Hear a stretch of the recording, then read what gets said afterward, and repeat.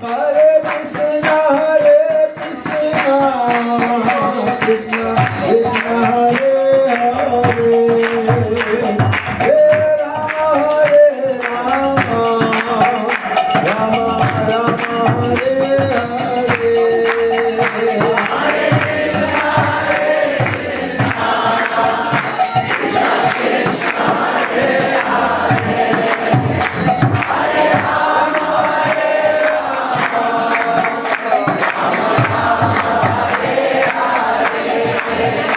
Hare Krishna, Krishna Krishna Hare Hare, Hare Rama, Rama Rama Hare Hare.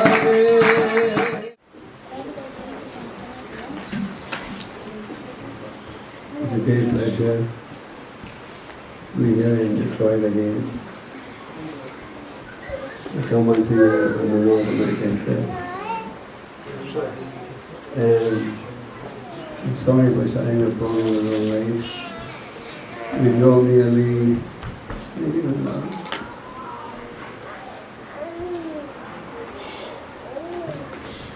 Hare Krishna. Then let me equal. Okay. Hare Krishna. We drove nearly 7 to 8 hours today. I was supposed to come direct to Detroit. We had a family where the wife was very sick.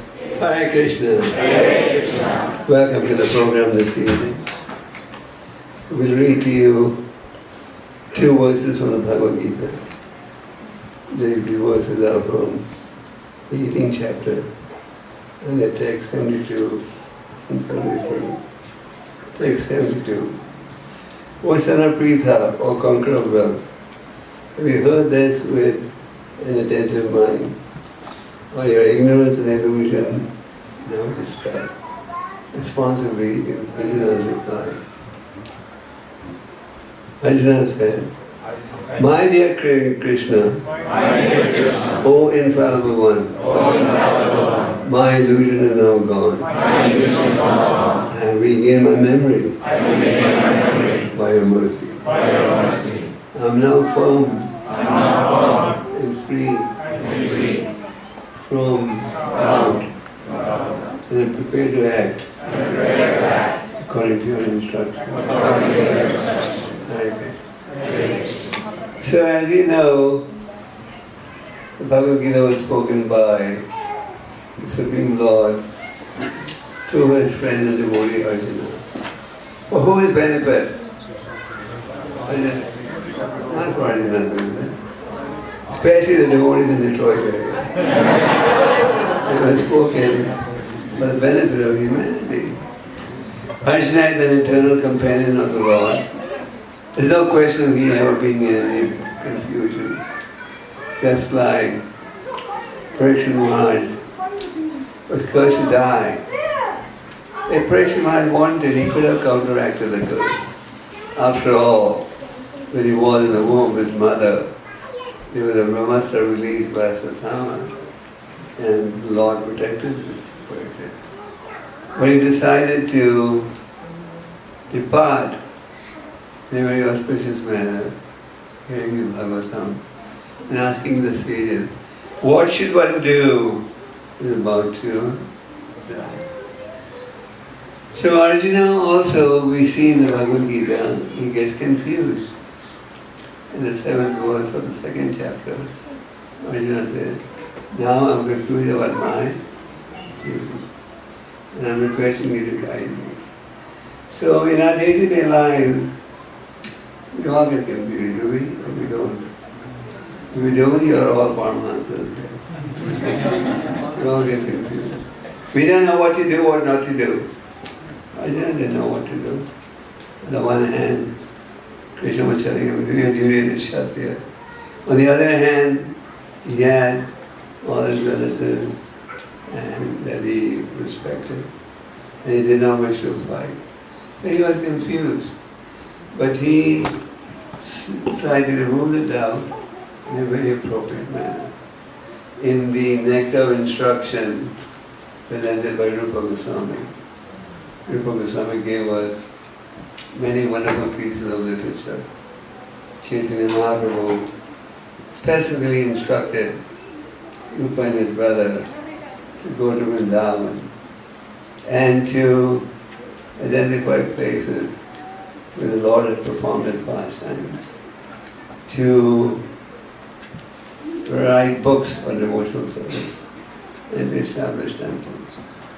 So Rupa Goswami gave us many wonderful books, but Prabhupada translated two of them, Nectar of Devotion and I was with Prabhupada in Los Angeles in December 1971. And Prabhupada had just received an advance copy of the Nectar of Devotion. At that time our books were being printed in Japan by Dynapon. So Prabhupada held the Nectar of Devotion. It was a packed temple room and said, this is the law book of the Krishna conscious movement. Every devotee should study it. So Nectar instruction also, Rupa Goswami gives very valuable advice. He says, devotees can have 6 types of rasas. One of the 6 rasas is, reveal your mind to those who are more advanced. Revealing your mind to those who are more advanced will have value only if you're also ready to listen to them. You go to the doctor, give a list of your concerns, problems, and when the medicine is prescribed, you say, sorry, I don't want that. Has no value. So Arjuna presented his confused state and he begged Krishna for guidance. And then Krishna began to impart the philosophy of the Bhagavad Gita. Unfortunately, many of us believe Bhagavad Gita is too basic. We need something more advanced, more rasa. But if we don't understand the basics, how can we proceed further? Chaitanya Mahaprabhu and his associates, they will usually discuss Prahlad Maharaj and Dhruva Maharaj and their stories, not gopis. So Krishna began to impart the philosophy of the Bhagavad Gita. Of course, in the 2nd chapter, we have full information about the nature of the soul. The modern day scientists, they don't have this information. In the late 60s, in 1968, there was an article that appeared in a leading Montreal newspaper. Remember Montreal? Oh, you're not too far from Canada. In a Montreal newspaper. Leading doctor feels there's something in the body. When something leaves the body is pronounced dead. This doctor had seen people die for 32 years. And he was part of a Canadian government commission that was looking into at what point should a patient be allowed to die. As some of you in the medical field may know, this is a hot topic of debate. How long should we try to keep a person artificially alive? The insurance companies, of course, feel you shouldn't attend at all. When it comes to that problem. So anyway, so this doctor said, I have seen people die for 32 years, and I am convinced that there's something in the body. When that something leaves the body is pronounced dead. But now we're going to research that something. So we sent an article to Srila Prabhupada. And Srila Prabhupada wrote back to the doctor. He said, we are grateful that you please acknowledge that there's something in the body. When that something leaves the body is pronounced dead. You'll never be able to find it. And in the end, the doctors admitted. So Krishna explains this knowledge of the soul. Why is knowledge of the soul so important? Well, once you recognize the soul is eternal, you are eternal, then you'll be more cautious in what you do. Due to ignorance by and large, people feel, eat, drink and be merry. Everything ends with death, am I right? But a lot of people do believe in reincarnation. A lot of people also do believe in the soul in the body. So Krishna began to speak the philosophy.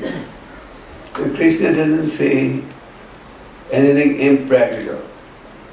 You'll be pleased to know that one of our initiatives these days is to preach the Bhagavad Gita to corporates.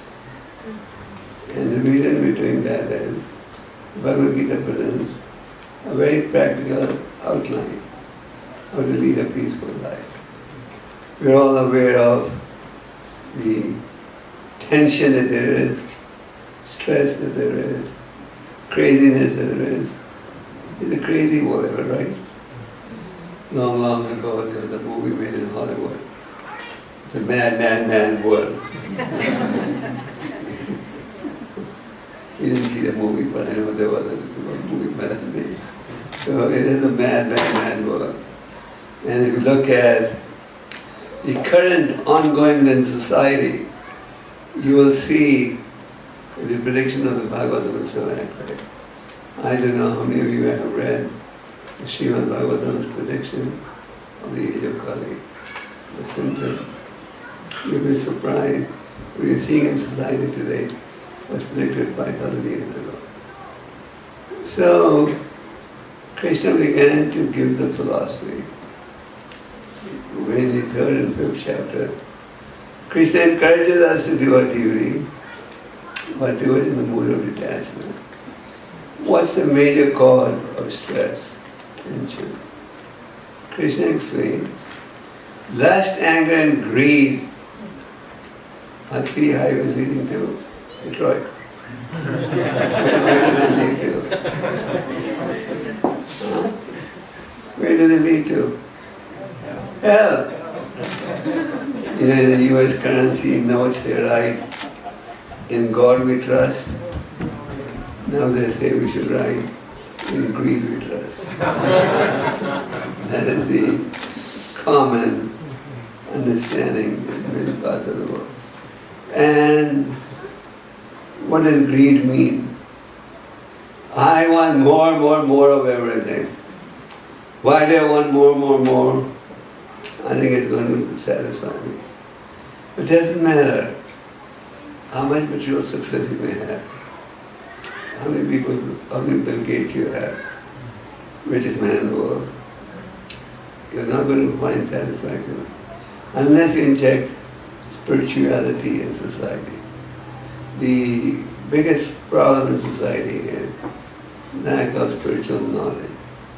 Prabhupada in the introduction to the Srimad Bhagavatam, in the introduction he said, there have been volumes of books, but these books have failed to bring peace on the planet. Why? Because there's a spiritual vacuum. So there is a spiritual vacuum which needs to be filled. And the Bhagavad Gita's knowledge can be applied in any situation. Why do people have this tension? Because of greed. In the 3rd chapter, Krishna was asked, how is one compelled to do sinful acts even unwillingly? And the Lord replied, what did he reply? That's only, he also everything. They can never be satisfied. And he also describes where it resides. Where does it reside? Judgment and senses. Then he says, destroy this with a weapon of knowledge. Weapon of knowledge means knowledge that is there in the Vedic scripture. We are so fortunate that we have access to Vedic knowledge. And Srila Prabhupada and the Acharyas have very kindly presented the literature in very simple format.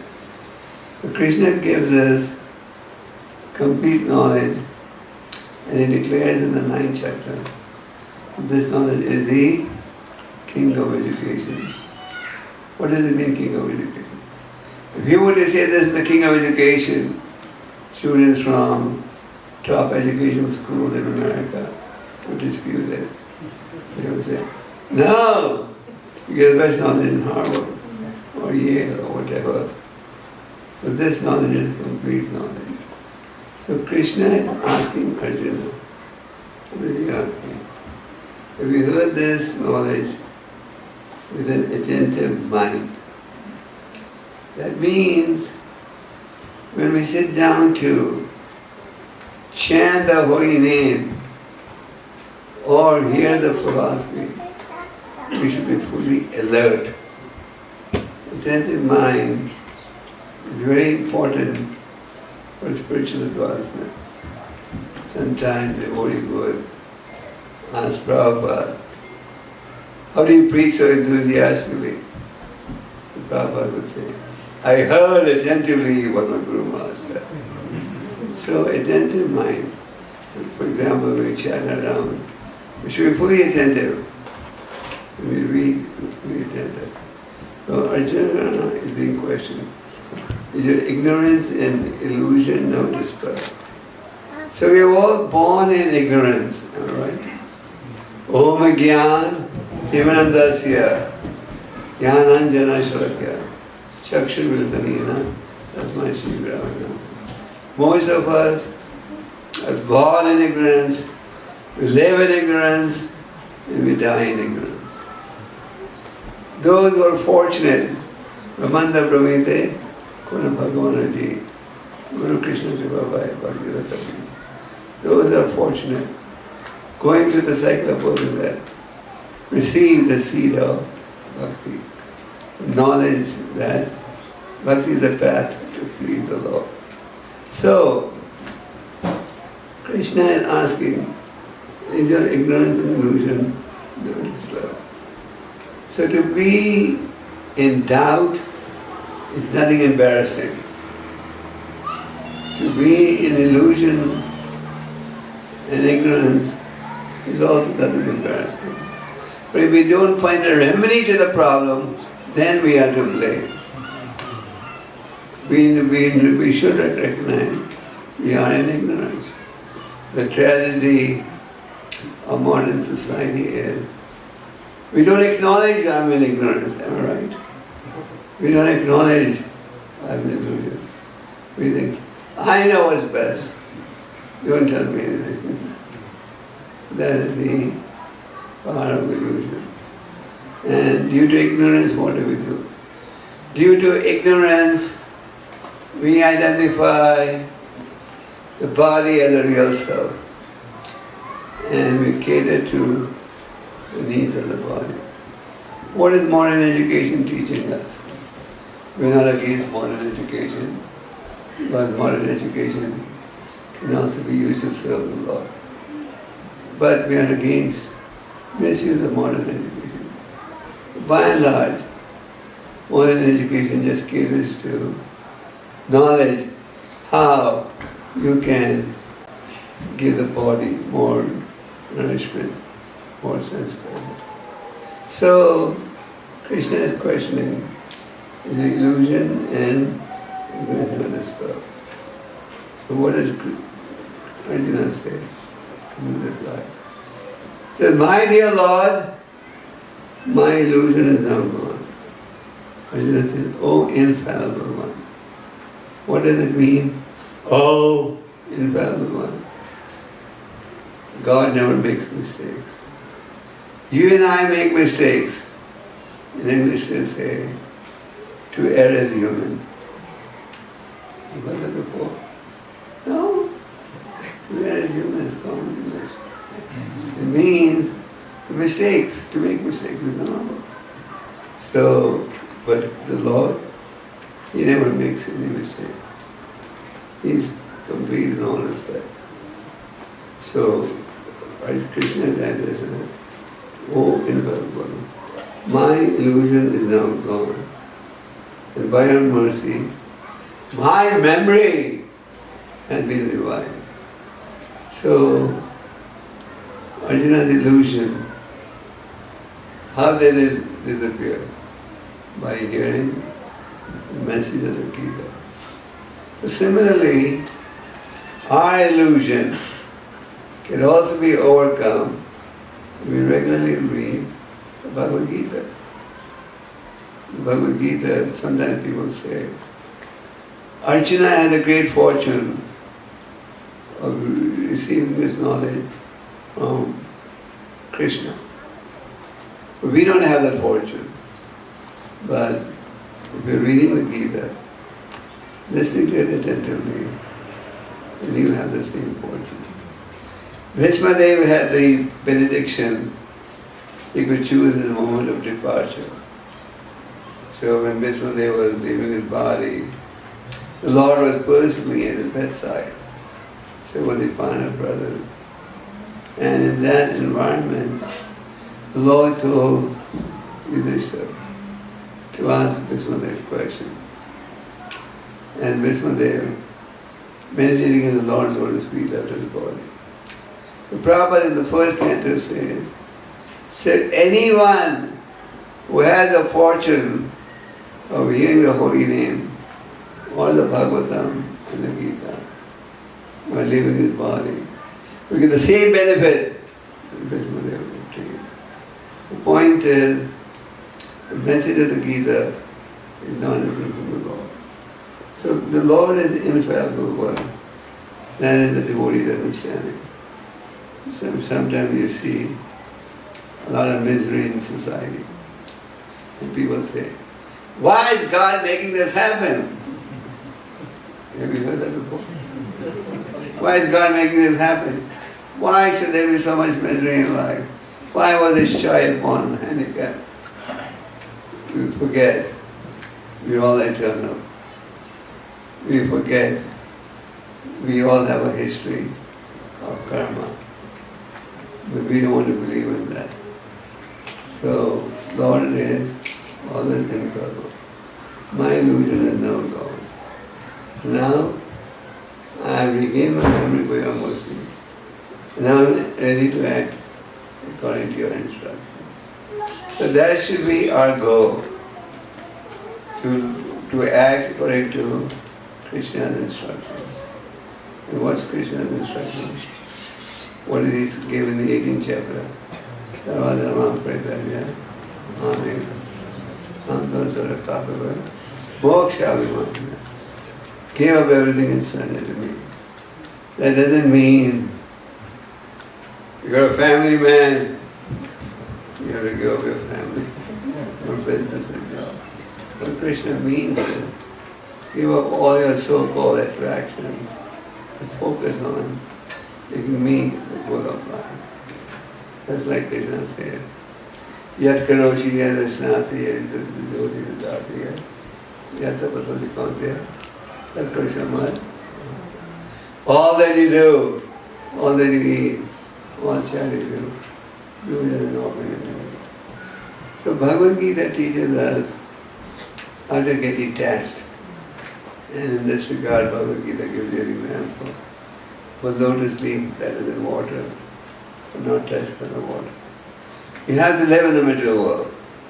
We're not going to tell you to go and live in the jungle. There are no jungles left. Some jungles are left in the West, but there's nothing left in India. The jungles have all been replaced with concrete buildings now. Vrindavan at one time was noted for having gardens. So they always see these skyscrapers coming in now. You know that. So, Krishna's instructions, why do we follow? And ultimately, for our benefit. That's the point to recognize. Unless you serve the Lord, there cannot be any real benefit. You are never going to be in a position you can satisfy your senses. In the Srimad Bhagavatam, the countless examples of this point. Lord Chaitanya emphasized 5 factors. One of them was hearing the Srimad Bhagavatam regularly. In the Srimad Bhagavatam, you have so many wonderful stories. But all these stories have an important purport. Just like in the story of Arjuna, you see how Arjuna was saved when he was attracted to his youngest son, whose name happened to be Narayan. He was uttering the name 1,000 times a day, not with the intention of counteracting the wrongs he was doing, but more to call his son. And ultimately he got saved. So, Bhagavad Gita is a practical book of knowledge. Bhagavad Gita gives us instruction how we should act. In the 6th chapter, Krishna tells us how we should doctor the mind, control the mind. The uncontrolled mind leads to tension and stress. I was recently shown a report that showed that the other 5 patients who go to a doctor give stress as a major contributor to their disease. And stress is due to what? Unlimited demands. You want everything you see, and you can't realize it, you get depressed. So, Bhagavad Gita gives us transcendental knowledge we should all avail of. It is a practical document. Krishna says, Raja Vidya Raja Kriya. This knowledge is most important. Prabhupada had a strong desire the Bhagavad Gita be taught in schools in the age of 5, as Prahlad Maharaj said. So we should make it a point to read the Bhagavad Gita. There's nothing impractical in the Bhagavad Gita. And if we hear it from a right source, then our illusion will be gone. So we are all in illusion and in ignorance. Ignorance regarding this body. Illusion in this body can give you real enjoyment. Where is the enjoyment? And even if we do get some enjoyment, is it permanent? 2 weeks ago I was in Vancouver and I've gone to visit a devotee in an old age home. In Canada, the old age homes are really first class. They have 5-star facilities. And if you ever go to any old age home, you can see how people are suffering. They may have the best facility. These are the same people who at one time were swingers in society. So birth and disease, old age, it all looks theoretical to us, but they strike hard.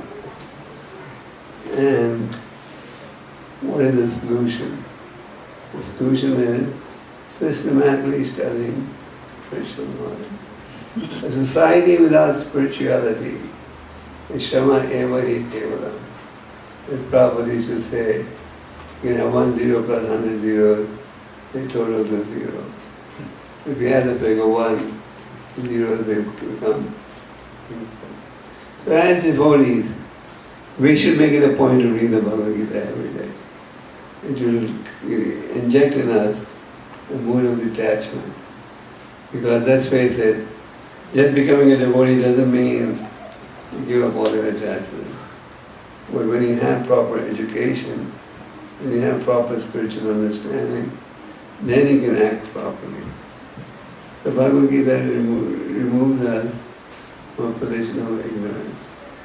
And Prabhupada has very nicely explained this purpose.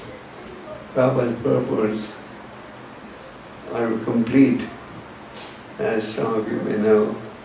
Prabhupada's Bhagavad Gita purpose are based on purpose by Baladeva Bhusan.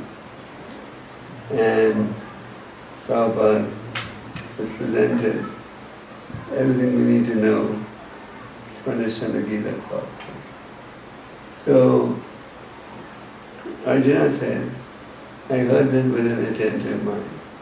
From this we should learn that I should also, when I read the books, read it attentively. And when I chant the holy name, chanted it 10 times. Sometimes people say, I've been chanting for so long, reading for so long, but still I feel my anarthas are there. Can we say that? What's the problem? What's the reason? The reason is very simple. The fault is not in the minister. The fault is in the patient. We don't take it properly. So, Bhagavad Gita is a book of knowledge. Gopal once told me, this is not an educated religious book, it's a book of knowledge. And what the Bhagavad Gita describes, the Kalam Shajanam, is experienced by everyone. Doesn't matter what your background is.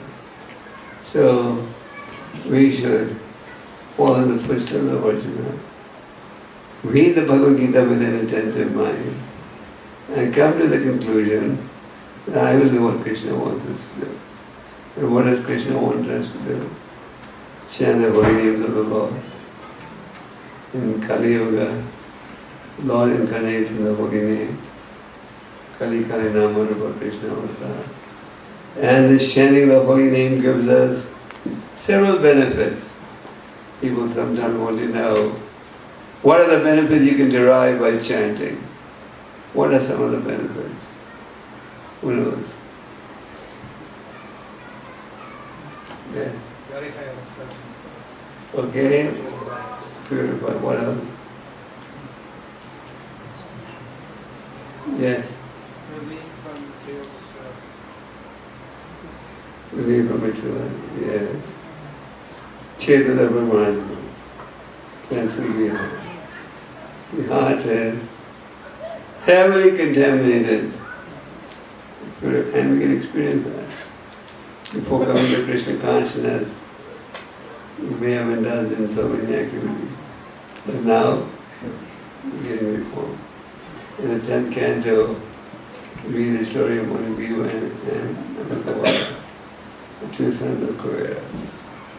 The two sons of Kuvera were spoiled like children of rich parents are. Is that true? I see children of rich parents in India. They're so spoiled. And then the parents cry. But when they're young, you give them a loose rope. And when they get all the bad habits, then they cry. And then it's too late. So anyway, Chetana Brahmananda and blessed the what? Of the devil test game. This is the art of the devil. But we should also realize chanting gives us Ananda Bodhi Vadana, gives us spiritual happiness. So, Ananda Gopal and Manigriva were intoxicated because of their father's wealth. And they were so shameful. Even when the great sage Narada passed by, they did not have the decency to cover their naked body. Narada Muni thought, I should give them some advice and some punishment. So he cursed them to become what? Trees. Where? In the courtyard of Nandamara. Not in Detroit or something. In the courtyard of Nandamara. Along with that, he gave them a benediction. At the end of 100 years, they would see the Lord face to face. So, we give courtyard, trees, in the courtyard of Nandamara. And some of you may have noticed, in our Vrindavan temple, courtyard is a tamal tree. You notice that? That tree is indeed very fortunate. It hears the chanting of the holy name for 24 hours. And darshan of Radha Shyam Sundar for the whole day. Attends every arti. 100% attendance. Attends every Bhagavatam class. We attend one arti and we think a quota as a whole. So they were cursed to become trees in the courtyard of the Lord. And they had the benediction that they would get an audience with the Lord. So the Lord remember the promise given by his devotee Narada. He pulled out the two huge trees, and out of the trees came the two sons of Kuvera. Initially, they offered their respects to the Lord and said, we are able to have this audience because of the causeless mercy of Narada Muni. He gave us this benediction. But having said that, they came to the realization that now they're not going to repeat the mistakes they've done. So in a very beautiful prayer, Bhagavatam is full of prayers, they say, now onwards, may our eyes always see the form of the Lord. May our legs walk to the temple of the Lord. May our hands sweep the temple of the Lord. May our tongue hear the glory of the Lord. But they said from now onwards. So they said henceforth. So the point is, we're all born in ignorance and delusion. That is not an embarrassing point. Just like we didn't know how to read and write. But then, as you grow up, you go through the educational system and learn to read and write. So similarly, we need to get our doubts clarified by going to an appropriate agency. So, having received spiritual knowledge, our goal should be not to repeat the mistakes we did before and to proceed cautiously. Staying in spiritual association is very useful. It's a must. That's why it's emphasized in the scriptures. We'll speak on this some other time. Staying in spiritual association, chanting, maintaining good sadhana, studying the books. These are all practical steps by which we can cleanse the heart and make spiritual advancement. So here we are very fortunate.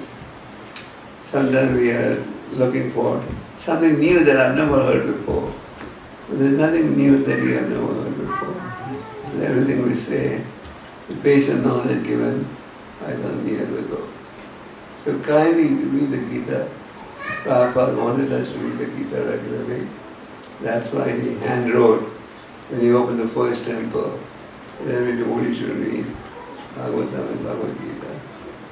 And by reading the Gita, we develop the spirit of detachment, stay free of stress, and experience real happiness.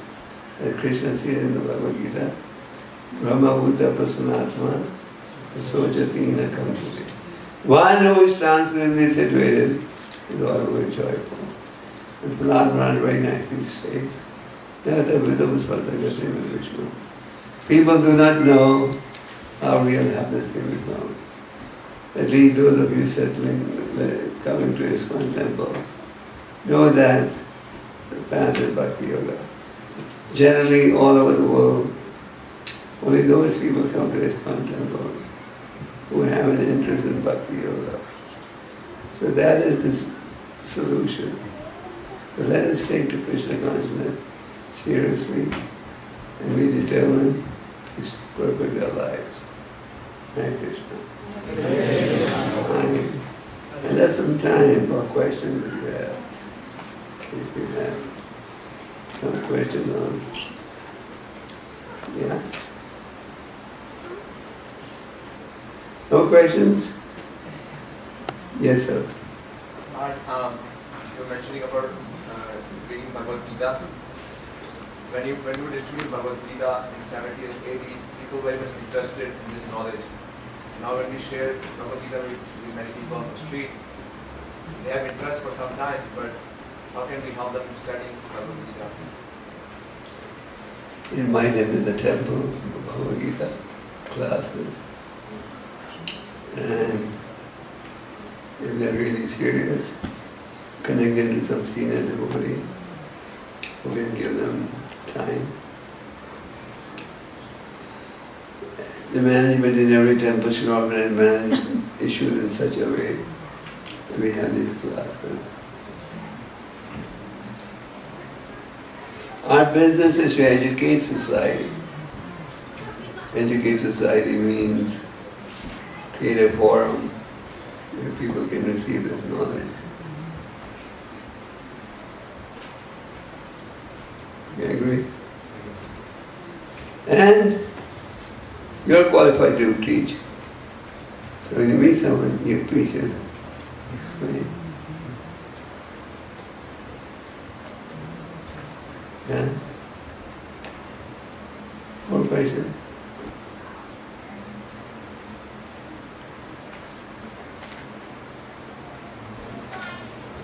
How can we develop enthusiasm for studying the scriptures? Very good question. One question that devotees often ask all over the world is, how to develop enthusiasm? How to develop determination? How to develop humility? How to develop tolerance? Am I right? Do all of you wish to? We like to have these qualities. But the cure or the solution is common to all four. That is attentive chanting and good sadhana. Attentive chanting and good sadhana is the cure to all problems. And inattentive chanting and poor sadhana is the cause of all problems. It's just like milk gives you a bad stomach, but milk consumed in the form of yogurt cures the bad stomach. So enthusiasm is very necessary.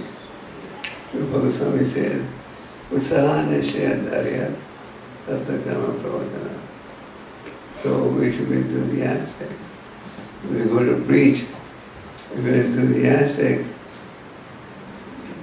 people will respond positively. But if we just go and stand on the street of Bhagavad Gita, like the Jehovah's Witnesses do, now they also become enthusiastic. Even if they would just take their magazine and stand on the roadside.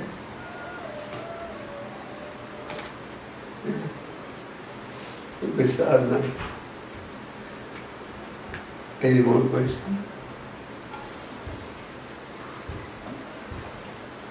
Yes.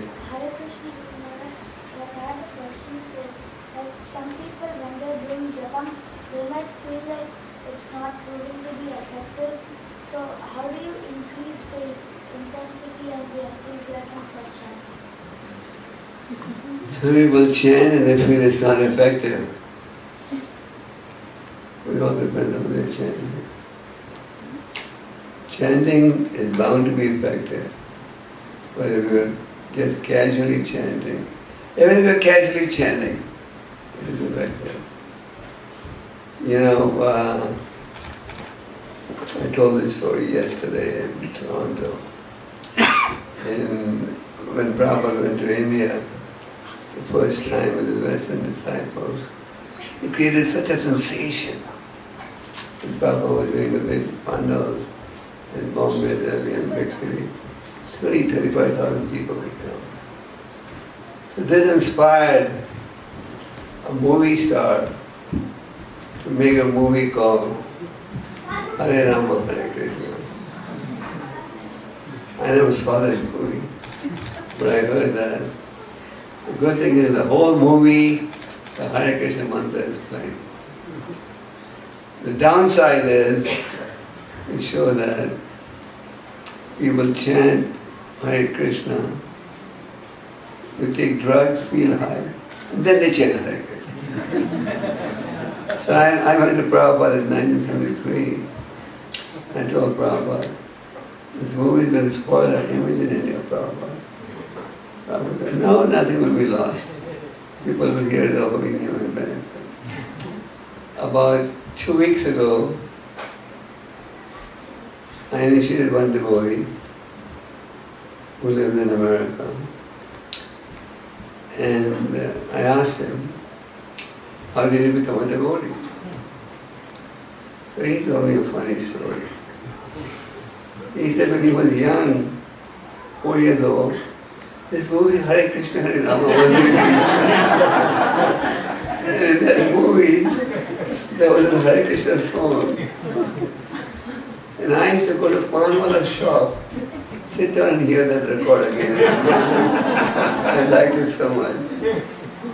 He said I used to go to Panwala. Whenever he would be away from home, his parents knew very well. He was at the Panwala shop hearing Hare Krishna. And now, that movie left such an impact, the Hare Krishna song, that we become an initiated devotee. And he's working in foreigner. So he got introduced by hearing a song. It wasn't even properly depicting our philosophy. So the holy name is very powerful. There's no question of the holy name not being effective. But if we want the holy name to be purely very effective, then we also have to pay the price. Nothing comes free. Does anything come free? Even if you want Krishna fame, you have to pay the price. Unfortunately, you don't have to pay in terms of US dollars or Canadian dollars. The price you have to pay is in terms of giving up our nonsense habits and replacing them with superior habits. Activity has to be there. It's not that you become the spiritual life, you become, you give up everything. But you purify everything. And as Prabhupada used to say, we purify our consciousness. Okay, it's, I was told that tomorrow is a holiday, so you all want to have a class for the whole night. Okay, anyway, we take one more question if you have. If you don't have any more questions.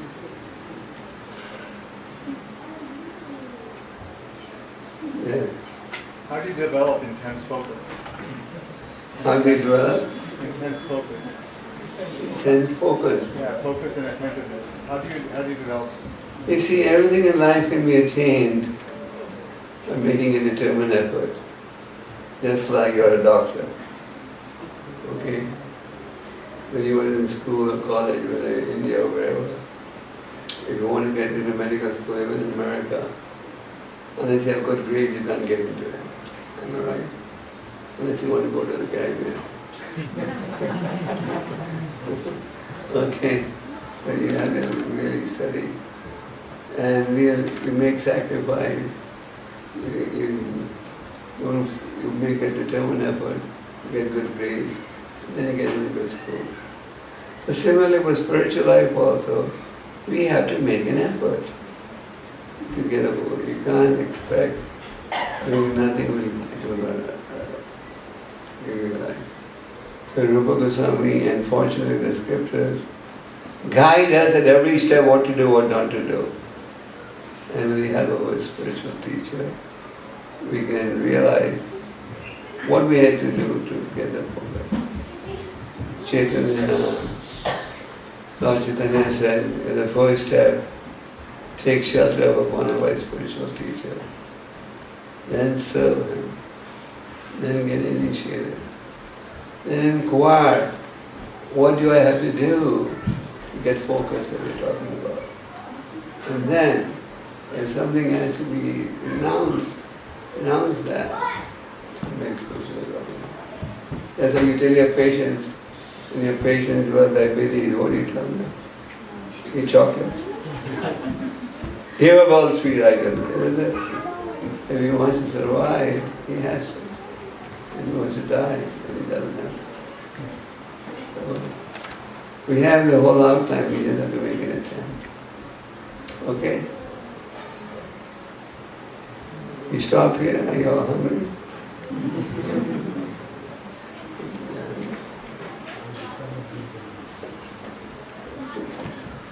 Are there any more questions? So thank you very much.